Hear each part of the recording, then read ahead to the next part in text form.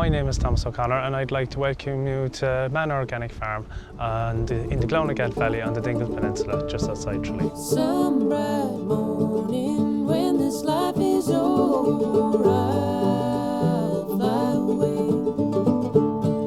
to that home on God's celestial shore. Well, myself and my wife did a FETEC Level 5 course in Gloucester Organic College in Limerick. That was quite good. It was an introduction. When I was younger, my grandfather had a farm back in Clontarrock and Brandon. That was really old style, like it was milking the cows by hand, it was cutting the hay with a scythe, it was the foot, really old style. It's the kind of farming you couldn't go back to because it didn't have the knowledge that we have now with it, as in the systems. A lot of what we learned then, most of what I learned, I'd say 85% came off the internet and through books. The internet is a phenomenal resource. Like I say, you can tune into agricultural practices all around the world. There's no shortage of solutions, and some of the stuff, it's unbelievable. When you read stuff like Victor Schausberger and Rudolf Steiner and all these kind of Maynard Murray, all these kind of people, totally inspirational. In case of just looking for it, but you can learn a lot in the book, but it's not until you actually put it into practice.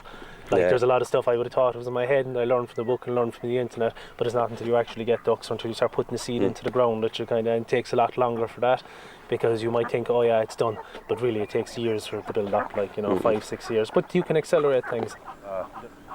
The geese are there for the grass control, the chicken for the slugs. Yeah, we have ducks and geese and chickens here, and all the animals we have in the farm are integrated into the system because it's organics and permaculture, about creating closed systems within the farm. Like when we came here first, we planted out maybe about 15-20 beds of lettuce, and in 2 days they were gone. There was 15 or 20 slugs in every single head of lettuce and there was nothing left. Now what I was told in organics was you could go with a head torch and go with scissors and you could take them off at night, and I said there's no way I'm doing that. So what are you going to feed the animals? What I'm feeding the animals now is pelleted food. It's an organic pellet food, GM free. It's a supplement to their diet. Normally they'll get most of what they want from the fields and being out around, but this is a good balanced meal. It's made from grains and stuff, and it's pulped up and then it's pressed out. So I'd like to make sure that they have a balanced diet, because most of animals will naturally get what they want when they're foraging, but because the chickens are laying, it takes a lot of drawing to make sure there's extra calcium in it. What we normally do as well, a lot of their diet would come from sprouted grains, and you let it grow up and then you feed it to them, because if you have a straight seed, it's just pretty much straight starches. Whereas it's white sprouting is so good even for ourselves. Once the thing germinates and starts to grow, it starts to convert all these into proteins and enzymes and things that are way easier digested and a way better energy and mineral thing. So yeah, this is a supplementary feed, and I give them a good bit every morning. Once a day to make sure their diet is good, but generally once they have access to the whole place, there's a good bit of stuff there, and you can see they're mad about it.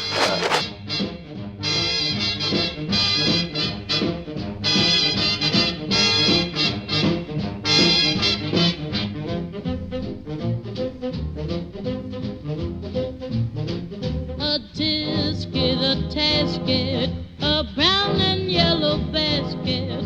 I send a letter to my mommy. On the way I dropped it. See there now, if our lettuce all planted out, like you say, in through the biomulch. It's biodegradable, it's great for the weed control. And you can also turn around and punch and plug into it.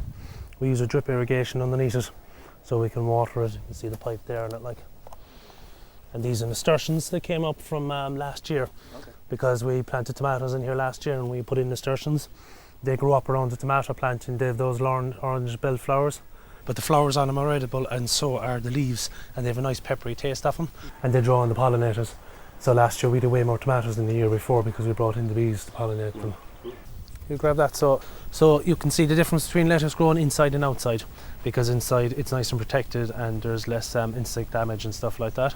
And like my dad used to say, it's a great country if you could roof it, especially in Ireland, being able to put a roof over a crop, it's fantastic. So we have a variety of lettuce. We have green salad bowl. This is the green salad bowl here, if you want to try a bit of it. It's very crunchy and all. Taste more. That's the red one there.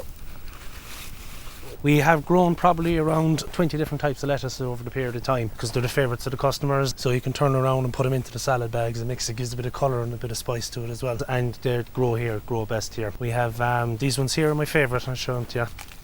These are called brown gold ring, and they came from Seed Savers in County Clare. It's an old variety of Irish lettuce. It was grown a long time ago, over 100 years ago in Ireland. Yeah, it's perfect for my summer salad. What is that? That's my salad spinner. It's kind of a permaculture thing.